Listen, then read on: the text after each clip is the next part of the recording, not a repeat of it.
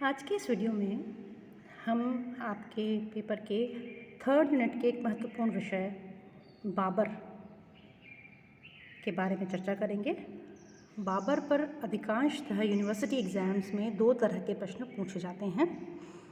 पहला कि बाबर के भारत आगमन के समय यहाँ की राजनीतिक अवस्था क्या थी, और दूसरा कि एक विजेता के रूप में बाबर की उपलब्धियों का मूल्यांकन कीजिए।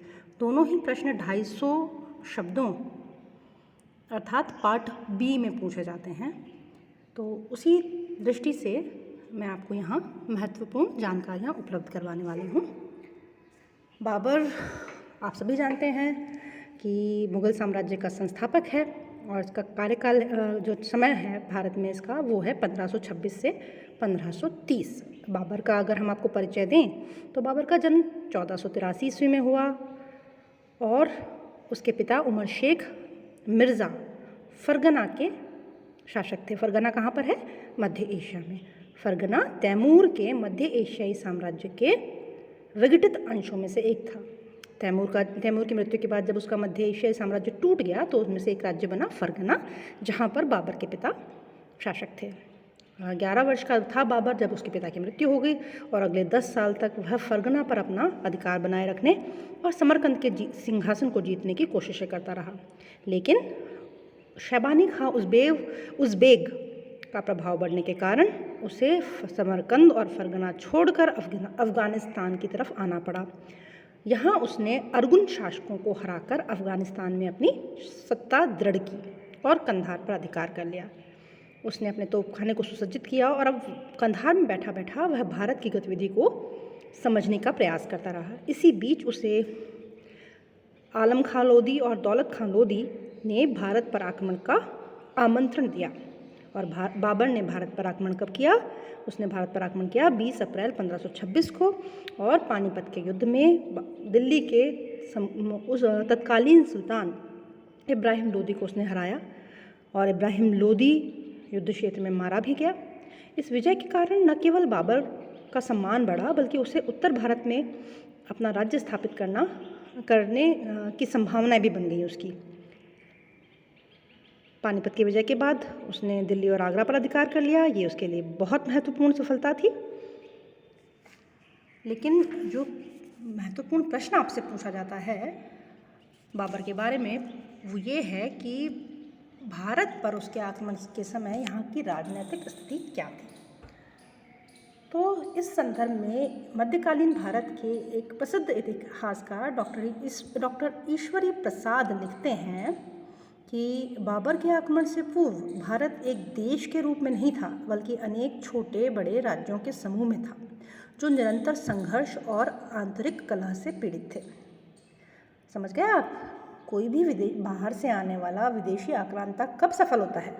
जबकि देश विघटित हो राजनीतिक रूप से, कई छोटे बड़े राज्यों में बटा हुआ हो और वो राज्य भी एक साथ ना रहते हों, वो निरंतर आपस में लड़ते रहते हो और इतने लड़ते हों कि वो किसी विदेशी आक्रांता को ही आमंत्रण दे दें। जैसा कि मैंने आपको बताया अभी, आलम खां लोदी, दौलत खां लोदी लोदी वंश के ही लोग हैं और इब्राहिम लोदी के खिलाफ वो बाबर को आमंत्रण देते हैं कि भारत पर आकर आक्रमण करें। तो अगर हम राजनीतिक दशा की बात करें भारत में, तो भारत में दिल्ली पर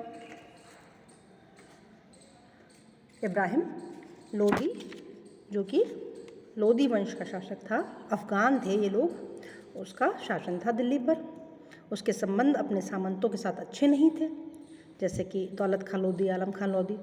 फलस्वरूप उसके सामंत उसके खिलाफ षड्यंत्र में लगे रहते थे और इन्हीं में से दो, आलम खां लोदी और दौलत खां लोदी ने इब्राहिम के खिलाफ बाबर को भारत पर आक्रमण करने के लिए आमंत्रित भी किया था। इसके अलावा दिल्ली सल्तनत को राजपूतों की ओर से भी संकट था। मेवाड़ के शासक राणा सांगा के नेतृत्व में राजपूत दिल्ली पर अधिकार करना चाहते थे। इधर पूर्वी सीमा के प्रश्न को लेकर बंगाल से भी इब्राहिम लोदी का युद्ध चल रहा था। तो ये तो बात हुई दिल्ली की। अब गुजरात इस समय एक महत्वपूर्ण राज्य था जो कि पश्चिम भारत में स्थित था। यहाँ पर भी अफगानों का शासन था। बाबर के समकालीन शासक कौन कौन थे? मुजफ्फर शाह और बहादुर शाह। गुजरात का राज्य जो है पश्चिमी भारत का सबसे शक्तिशाली राज्य था और यहाँ के शासक दिल्ली पर अधिकार करने की महत्वाकांक्षा रखते थे। लेकिन मेवाड़ और गुजरात क्योंकि सीमावर्ती थे, इसलिए इनमें संघर्ष अवश्य संभावित था। और इधर मेवाड़ भी दिल्ली पर अधिकार चाहता था, गुजरात भी दिल्ली पर अधिकार करना चाहता है, मेवाड़ भी दिल्ली पर अधिकार करना चाहता है, तो इनसे संघर्ष, इनमें परस्पर संघर्ष होते ही रहते थे। एक मालवा का राज्य जो है, वहाँ पर भी अफ़गानों का शासन था और वहाँ का शासक था महमूद द्वितीय। लेकिन मालवा का राज्य भी राजनीतिक अस्थिरता और सैन्य कमजोरी से ग्रसित था। गुजरात और मेवाड़ दोनों मालवा पर अधिकार करना चाहते थे और ऐसा माना जाता था कि मालवा पर अधिकार हो जाएगा तो दिल्ली पर अधिकार प्राप्त करने में सफल हो सकते हैं। इसके अलावा खानदेश का राज्य भी था और खानदेश पर भी मेवाड़ और गुजरात, स्पेशली गुजरात दिल्ली दक्षिण में खानदेश पर अधिकार करना चाहता था। राजपूताना या राजपूत राज्यों में 3 महत्वपूर्ण राज्य थे, मेवाड़, मारवाड़ और आमेर। इनमें भी मेवाड़ का जो राज्य था वह राजपूत संघ के प्रधान के रूप में स्थापित हो चुका था। इस समय यहाँ का राजा कौन था? राणा सांगा या संग्राम सिंह। वह एक महत्वाकांक्षी शासक था, दिल्ली तक राजपूतों की सत्ता स्वीकार करना इसका विस्तार करना चाहता था। और इसी क्रम में कालांतर में बाबर के साथ उसका संघर्ष भी हुआ। उड़ीसा में, जो कि पूर्वी सागर तट पर स्थित है, गजपति वंश का शासन था और वह उड़ीसा का जो राज्य था वह अपने पड़ोसी विजयनगर के राज्य से लगातार संघर्षरत रहता था। विजयनगर के राज्य में कृष्णदेव राय का शासन था और बाबर ने अपनी आत्मकथा तुज़ुक-ए-बाबरी में विजयनगर के राजा कृष्णदेव राय का भारत के सबसे शक्तिशाली राजा के रूप में उल्लेख किया है। पूर्व में बंगाल एक शक्तिशाली राज्य था और वह मोहम्मद बिन तुगलक के समय ही स्वतंत्र हो चुका था। पूर्वी भारत का सबसे शक्तिशाली राज्य था वह, और इसका संघर्ष दिल्ली सल्तनत और उड़ीसा के गजपति शासकों के साथ निरंतर चलता रहता था। और इसकी शक्ति की वजह से ही अंततः बाबर के साथ भी इसका संघर्ष हुआ, जबकि बंगाल ने विस्थापित अफगान शासकों को बाबर के खिलाफ सहायता प्रदान की। इस तरह से हम देखते हैं कि उत्तरी भारत में बहुत सारे छोटे बड़े राज्य थे और वे राज्य निरंतर संघर्षरत रहते थे। अफगान और इस राजनीतिक जीवन की प्रमुख विशेषता क्या थी? अफगान और राजपूत शासक वर्ग के बीच संघर्ष। क्यों?